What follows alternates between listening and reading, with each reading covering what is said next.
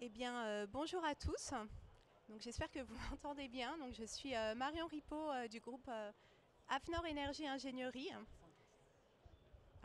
Je suis responsable développement énergie et carbone au sein d'AFNOR Énergie Ingénierie, qui est donc le bureau d'études du groupe AFNOR qui accompagne les entreprises et les organismes publics dans leur démarche d'efficacité énergétique et de décarbonation. Et donc, je suis accompagnée de mon collègue Frédéric Saint-André, que je vais laisser se présenter. Oui, bonjour à tous. Donc Frédéric Saint-André, donc je suis expert énergie carbone au sein du département AFNOR Énergie Ingénierie, donc au sein d'AFNOR Développement, une des filiales du groupe AFNOR. Donc, ce qu'on vous propose aujourd'hui, c'est un décryptage de la réglementation qui impacte le secteur tertiaire, donc à la fois le décret tertiaire et le décret BAX. On va vous expliquer comment capitaliser sur ces réglementations, comment les mettre en œuvre et comment les financer avec un focus spécifique sur les certificats d'économie d'énergie. On peut avancer peut-être. Donc tout d'abord, le dispositif éco-énergie tertiaire, donc décret tertiaire, c'est un dispositif qui est issu de la loi Elan qui a été publié en 2018 et qui instaure une obligation de réduction de la consommation énergétique des bâtiments à usage tertiaire de plus de 1000 m² avec plusieurs échéances dans le temps. Une réduction de 40% de la consommation énergétique à horizon 2030, 50% à horizon 2040 et 60% à horizon 2050. Donc pour atteindre les objectifs de ce décret, les bâtiments concernés peuvent soit suivre effectivement ces objectifs en valeur relative, ou bien suivre des objectifs en valeur absolue à partir du moment où les bâtiments sont déjà performants ou bien récents sur le marché. Et donc pour ça, il y a des arrêtés qui sont en cours de publication et qui déterminent ces seuils de consommation énergétique à atteindre à horizon 2030 en kWh par mètre carré selon la catégorie des bâtiments concernés. Donc je vous invite à suivre la publication de ces arrêtés si vous êtes concerné par ce sujet en particulier. En tout cas, si vous êtes assujetti au décret tertiaire, vous avez dû déjà réaliser votre première déclaration sur la plateforme Opéra de l'ADEME, dans laquelle vous avez dû identifier donc, votre périmètre patrimonial, vos consommations énergétiques, vos indicateurs d'intensité d'usage et votre année de référence. Et donc la prochaine échéance, c'est bien 2030 pour la première étape de réduction de la consommation énergétique de vos bâtiments. Et donc, pour atteindre cet objectif, il convient maintenant d'élaborer un plan d'action qui vous permettra donc de réduire de 40% la consommation énergétique des bâtiments. À noter que les actions mises en place dans le cadre du décret tertiaire doivent être en cohérence avec la stratégie nationale bas carbone, c'est-à-dire que ces actions ne doivent pas conduire à une augmentation des émissions de gaz à effet de serre. Ça, c'est un point absolument essentiel du décret tertiaire. Merci. Donc concrètement, comment construire ce plan d'action pour atteindre les objectifs de la réglementation? La première étape, c'est de réaliser une étude énergétique de vos bâtiments qui vous permettra d'identifier les marges de manœuvre vous permettant de réduire vos consommations énergétiques, donc d'identifier un certain nombre d'actions à mettre en place. Et cette étude énergétique vous permettra à la fois de déterminer pour chacune de ces actions l'impact positif en termes de consommation énergétique, les investissements nécessaires à réaliser, les temps de retour sur investissement. Et toutes ces informations vous permettront ensuite de pouvoir arbitrer en interne sur la stratégie à adopter pour réduire la consommation énergétique des bâtiments. Ça peut passer tout d'abord par des actions quick win qui vous permettront rapidement de réduire votre consommation énergétique à moindre coût, ou des actions d'envergure beaucoup plus importante comme de la rénovation sur le bâti par exemple. Quoi qu'il en soit, quelle que soit la stratégie à adopter pour atteindre les objectifs du décret tertiaire, un point qui peut s'avérer utile, c'est de structurer votre organisation pour pouvoir suivre précisément les actions mises en place et l'impact de chacune des actions sur votre consommation énergétique. Donc pour ça, on peut vous conseiller de vous appuyer sur des normes de système de management, telles que la norme ISO 50001, qui vous donne finalement toutes les billes, toutes les techniques pour pouvoir vous organiser en interne et suivre précisément vos plans d'action. Et donc la dernière étape, c'est bien sûr un suivi régulier de vos consommations énergétiques pour pouvoir réajuster vos plans d'action en fonction de votre trajectoire de consommation énergétique. Donc il est important bien évidemment sur ce sujet-là d'être accompagné par des experts pour la réalisation des études énergétiques et ensuite pour vous aider à la définition de votre plan d'action. Et là, je m'adresse plus particulièrement aux bureaux d'études ou aux experts qui accompagnent les propriétaires de bâtiments sur ce sujet-là. Sachez que l'AFNOR a publié en fin d'année dernière un guide vous aidant à l'accompagnement des propriétaires sur leur conformité au décret tertiaire et qui explique notamment comment identifier les entités fonctionnelles, comment identifier les consommations énergétiques de ces entités fonctionnelles, comment moduler les objectifs en valeur relative. Et ce guide est téléchargeable gratuitement sur le site de l'AFNOR.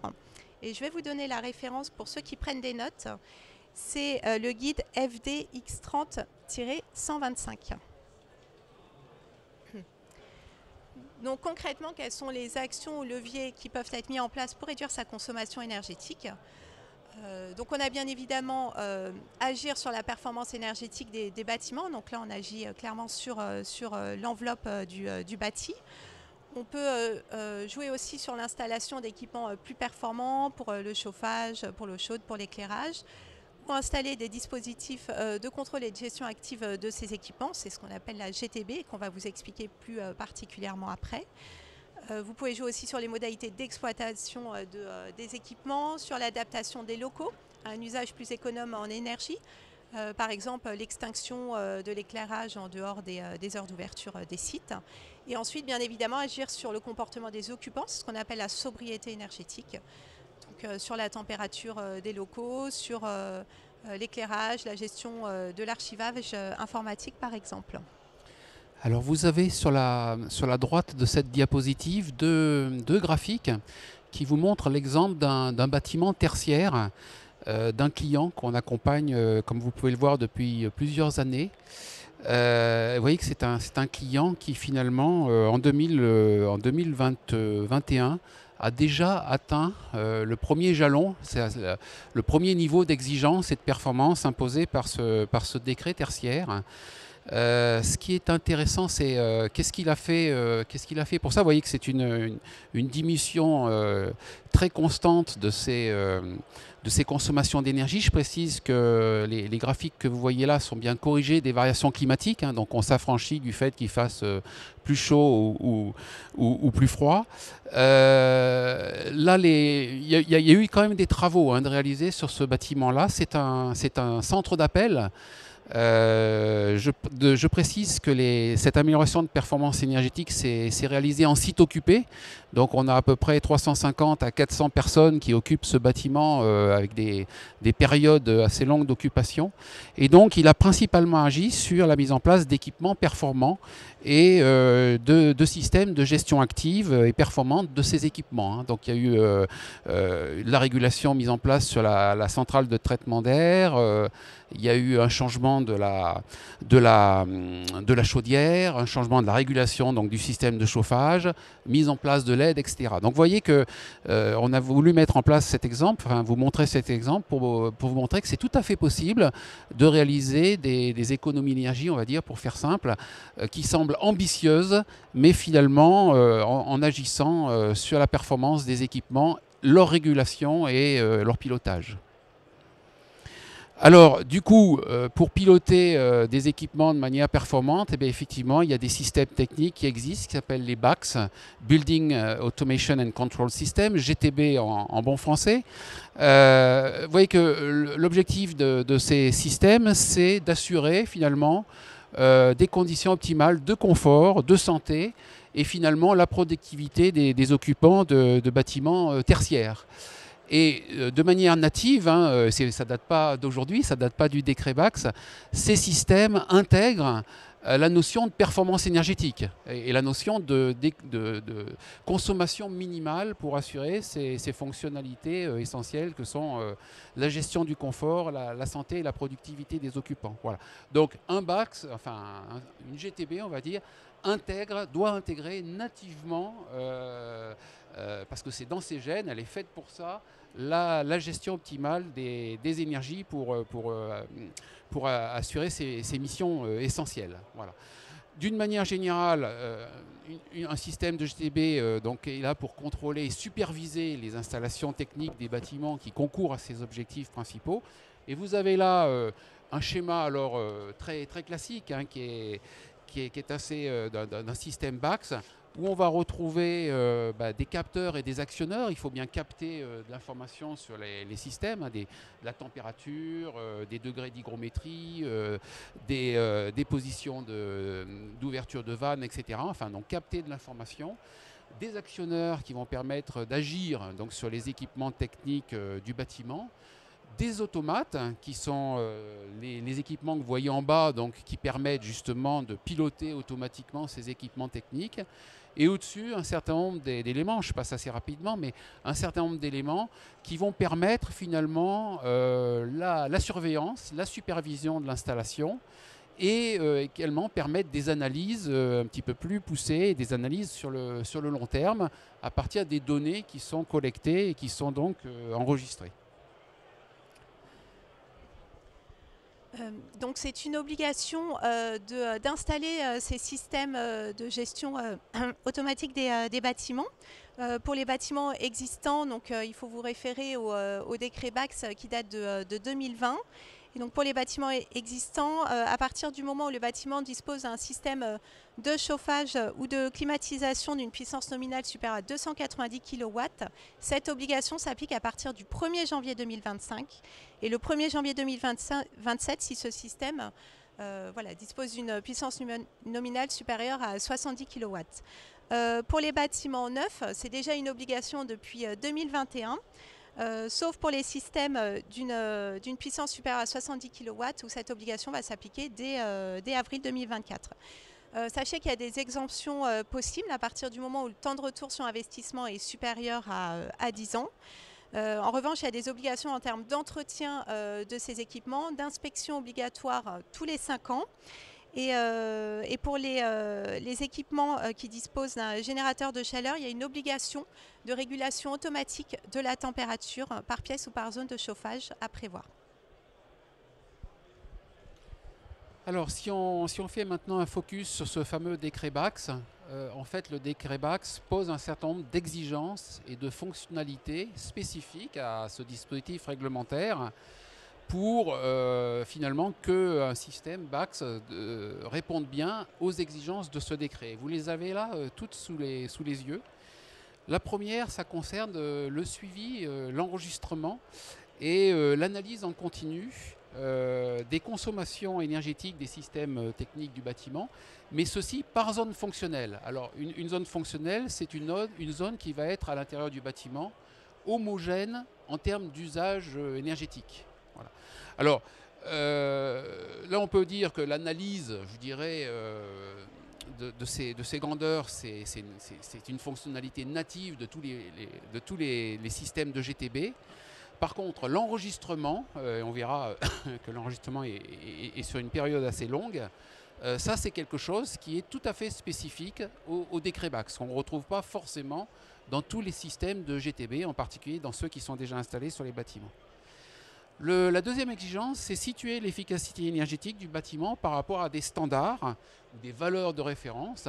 Alors là, le décret ne précise pas qu'est-ce que sont ces valeurs de référence, mais bien sûr, on peut imaginer aisément que les exigences du décret tertiaire, c'est là où il y a une connexion entre les deux systèmes, les deux dispositifs réglementaires, on peut imaginer que effectivement, les exigences de performance du décret tertiaire sont des valeurs de référence à regarder et sur lesquels situer la performance du bâtiment. Et ça, c'est quelque chose qui n'est pas non plus natif dans les systèmes de GTB habituels, ou pas naturel en tout cas. La troisième exigence, c'est d'ajuster et d'optimiser donc en continu le fonctionnement des systèmes techniques selon les données de production et de consommation énergétique. Donc ça, c'est quelque chose, ça c'est la fonctionnalité de base d'un système de GTB. Il n'y a pas grand-chose à rajouter là-dessus, ou le décret n'a pas rajouté grand-chose de plus. Détecter les pertes d'efficacité des systèmes techniques et en informer l'exploitant. Alors là, derrière, il y a la fonction alarme, qui est une fonction très très classique des systèmes de GTB, mais encore, faut-il, pour répondre à cette exigence du décret, bien paramétrer la fonction alarme pour pouvoir permettre ce genre de détection de perte d'efficacité. Hein. Souvent, on a plutôt des alarmes techniques hein, du style perte de communication avec tel ou tel automate ou des choses comme ça. Mais là, on est sur des alarmes de niveau un petit peu plus supérieur en termes d'intelligence et en termes de paramétrage de la fonction alarme. Être interopérable avec les différents systèmes techniques du bâtiment, bon ça, quand on a dit ça, on a dit tout et rien à la fois, parce que tous les fabricants de systèmes de GTB vont vous dire que leur système est interopérable. Bon après, il faut regarder un petit peu plus en détail dans quelle mesure c'est vrai, est-ce que c'est facile à mettre en œuvre, cette interopérabilité, etc. Voilà, et ensuite permettre des dérogations, c'est-à-dire souvent des fonctions manuelles, où on vient forcer en manuel le fonctionnement de tel ou tel équipement, et puis fonctionnement autonome des systèmes techniques. Bah oui, si le système de GTB tombe en panne, on ne va pas arrêter la CTA ou on ne va pas arrêter la chaudière. Donc ça, c'est quelque chose aussi d'assez naturel. Sur le schéma, là, finalement, ces exigences du décret BACS reviennent finalement à rajouter aux fonctionnalités assez classiques d'un système BACS, un module de suivi énergétique. Souvent ce module, tous les fabricants de GTB là aussi proposent des modules de suivi énergétique, mais parfois ils n'ont pas été pris, ils n'ont pas été choisis, ou alors ils sont paramétrés de manière très incomplète. Hein, voilà. Donc c'est ça la grosse spécificité de ce décret BACS, c'est d'imposer au système de GTB ce module de suivi énergétique qui doit permettre de réaliser toutes ces fonctionnalités. Voilà. Il y a également des exigences, le décret BACS pose des exigences sur les domaines qui doivent être couverts par les systèmes de GTB. Alors on va retrouver le CVC, le chauffage, climatisation, ventilation, qui est là pour le coup très classique hein, dans un bâtiment. Mais on retrouve aussi la production d'eau chaude sanitaire, qui est très souvent couverte de manière très imparfaite, en particulier quand on a des productions d'eau chaude sanitaire à base de ballons de générateurs électriques, générateurs d'eau chaude sanitaire électrique. On retrouve de manière imposée par le décret le pilotage de l'éclairage intégré au bâtiment. L'éclairage intégré au bâtiment, c'est l'éclairage natif, hein, celui qui est associé à la structure du bâtiment. Ça ne couvre pas les éclairages d'appoint qu'on peut rajouter, par exemple quand il y a un preneur vous voyez, qui rajoute ses propres éclairages d'ambiance ou de choses comme ça. Là, on parle bien de l'éclairage qui est intégré à la structure du bâtiment. L'automatisation et le contrôle de bâtiment, ça va être par exemple le pilotage des stores, typiquement, ou des casquettes solaires si elles sont pilotables. Et on retrouve également la production d'électricité sur site, en particulier des productions d'électricité à partir d'installations d'énergie renouvelable. Et ça, pour le coup, c'est rarement ou pas toujours intégré au système de GTB. Donc là, on voit apparaître le fait que lorsqu'il y a une GTB qui existe déjà sur le bâtiment, il va falloir se poser la question de quels sont les domaines qu'elle couvre et puis éventuellement rajouter ou aller chercher le pilotage et la supervision d'autres domaines ou d'autres usages pour être conforme finalement à ce décret BACS. Voilà, alors là je vous ai remis un petit peu la définition d'une zone fonctionnelle avec un exemple. Hein, prenons un bâtiment où on aurait des plateaux de bureaux en open space, hein, voilà. Un centre de formation par exemple avec des salles de réunion, hein, donc avec vous voyez, des scénarios d'occupation qui peuvent être très très différents de la partie bureau. Un restaurant d'entreprise, une zone de détente type cafétéria, là on a finalement 4 zones fonctionnelles très différentes hein, en matière d'usage, en matière de manière d'occuper l'espace, etc. Et en matière donc de traiter voyez, au niveau éclairage, chauffage, ventilation, etc. Et donc il y a bien un suivi énergétique à faire pour chacune de ces zones dans cet exemple-là, avec voyez, l'exigence de conserver pendant 5 ans hein, les données énergétiques qui ont pu être enregistrées. Ça, c'est vraiment une spécificité, une autre spécificité imposée par le décret BACS. Les valeurs de référence, alors pour le coup, là, comme je l'ai dit, le décret ne précise rien concernant ces valeurs de référence.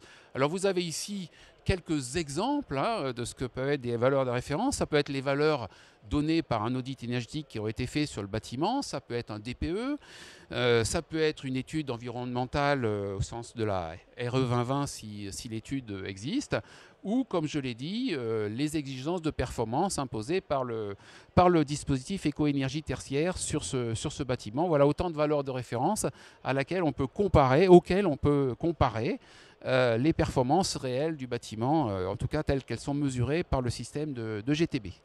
Voilà. Et également, il est intéressant de situer le niveau de performance de chacun des équipements par rapport aux caractéristiques techniques annoncées par les fiches techniques des équipements. Un point important et tout à fait majeur que pour le coup s'est attaché aussi à imposer le décret BACS, c'est les conditions de maintien en conditions opérationnelles de ces systèmes de GTB. Je pense que ceux qui... enfin, nous, assez régulièrement, bien sûr, même très régulièrement, on intervient sur des bâtiments où il y a des GTB qui sont installés et puis qui sont complètement à l'abandon, il faut dire les choses comme elles sont, parce qu'elles ne sont pas maintenues et au bout d'un moment, elles ne sont plus utilisées, elles ne sont plus fonctionnelles. Et du coup, je dirais pour assurer ce maintien en conditions opérationnelles, il est vivement conseillé, voire quasi obligatoire, d'avoir un contrat de maintenance sur ces systèmes, parce que c'est des systèmes de gestion active des installations et ça peut naturellement tomber en panne. Voilà. Donc un contrat de maintenance s'impose, ça c'est une première chose, et c'est imposé d'ailleurs par le décret BACS. Et également, un point important, c'est la formation de l'exploitant. Combien, moi je vois d'exploitants qui ont dans les mains un outil de GTB performant et puis qui ne savent pas l'exploiter, qui n'ont pas été formés. Et ça peut conduire à des situations tout à fait catastrophiques où l'outil, la GTB va être non seulement inutilisé, mais parfois mal utilisé, mal paramétré, et ça conduit bien sûr à des fonctionnements tout à fait anormaux. Voilà. Alors il existe, j'accélère un petit peu, il existe une norme, on est à l'AFNOR donc on ne pouvait pas ne pas vous parler de norme, il existe une norme qui précise les classes de performance énergétique des systèmes de GTB. Vous voyez, donc vous avez la référence de cette norme, la 52120-1, elle a été récemment mise à jour en 2022 et elle propose 4 classes de performance énergétique pour les systèmes de GTB, classés A, B, C et D. Et donc, il est généralement admis, mais ça, ce n'est pas marqué dans le décret BACS, pour le coup. Dans les textes réglementaires, vous ne trouverez pas cette mention-là, mais il est généralement admis qu'une GTB de classe C doit permettre de répondre aux exigences du décret BACS. Voilà. Donc, je vous invite à avoir une analyse sous l'angle de cette norme des GTB existantes, par exemple sur vos bâtiments, sur votre parc de bâtiments, pour voir où elle se situe, où se situent ces systèmes de GTB par rapport à aux classes proposées par cette norme.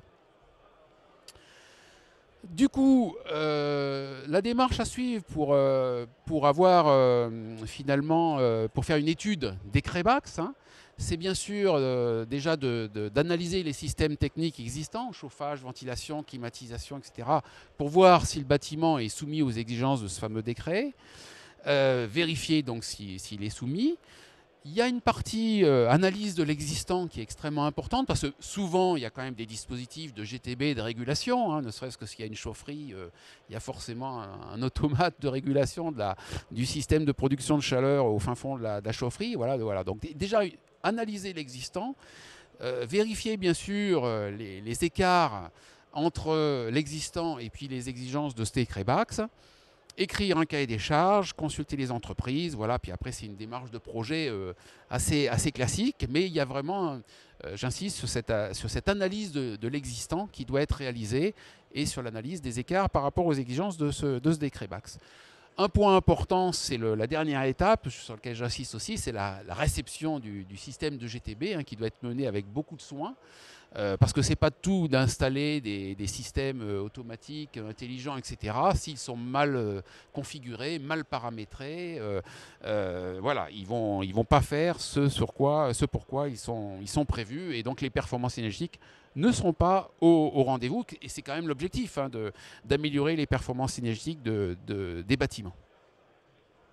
Alors pour ça, je dirais pour à la fois mettre en place une GTB sur un bâtiment qui en serait dépourvu, ou bien pour rénover une GTB existante, eh bien, il y a une aide qui existe, c'est une prime, une fiche C2E, une opération standard, dont vous avez la référence ici, hein, qui concerne bien à la fois l'installation d'une GTB from scratch, hein, ou alors l'amélioration d'un système de GTB existante.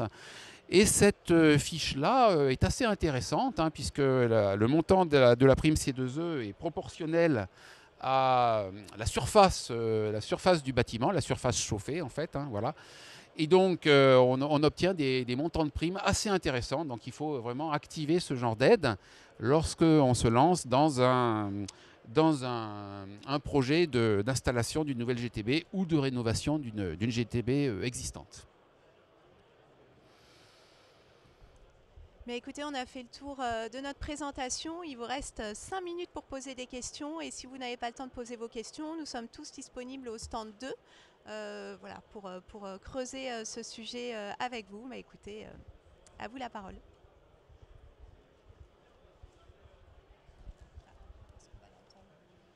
Bonjour. Au niveau de la puissance nominale qui est définie dans le décret. On n'a pas d'écouteur. On ne peut pas entendre la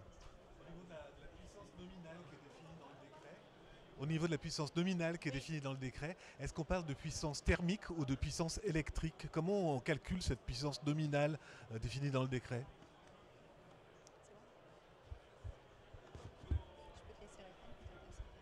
Oui, alors effectivement, donc la question, je ne sais pas si tout le monde l'a entendu, c'est quand on parle de puissance, puisqu'il y a une notion de seuil de puissance pour voir si on est éligible à ce décret BACS, est-ce qu'on parle de puissance électrique ou de puissance thermique? C'est bien la puissance thermique ou frigorifique si on a affaire à des équipements de climatisation. C'est bien cette puissance-là qu'il faut prendre en compte et non pas la puissance électrique des équipements.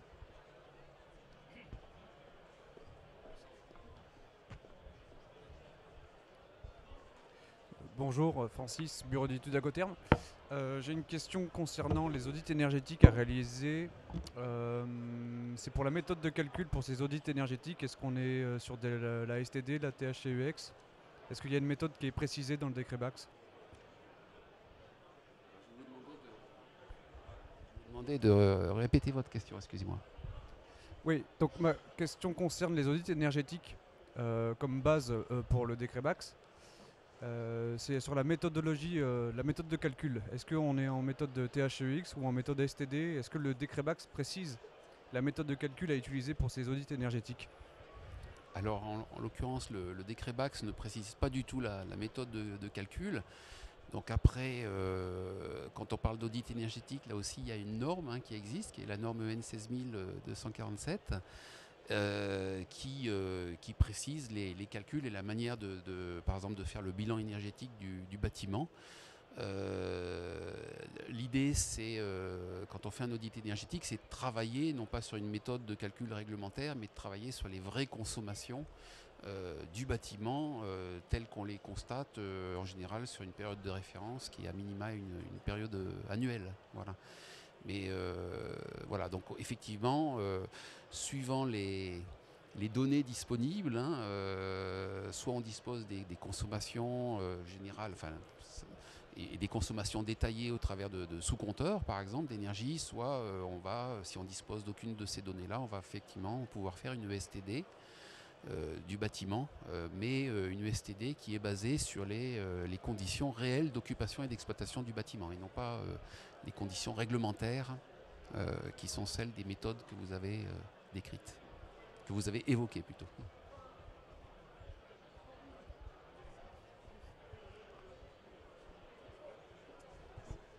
Oui, bonjour.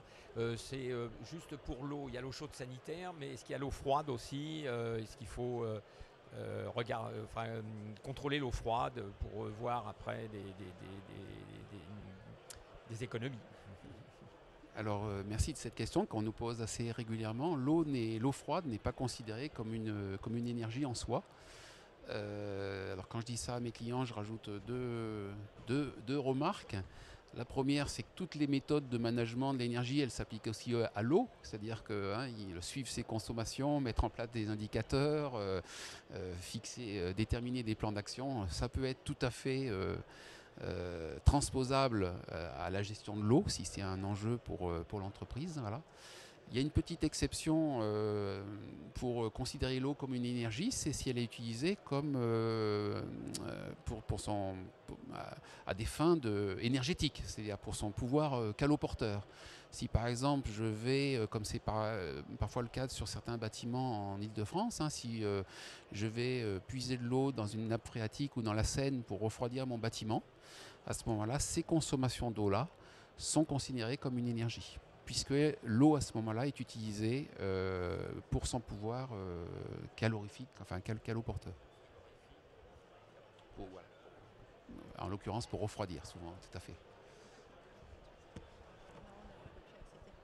Bonjour. Bah écoutez, je suis désolée, le temps est terminé, mais vous pouvez... Non, on a fini. Tout à fait, vous pouvez nous rejoindre au stand numéro 2 si vous avez d'autres questions. Merci.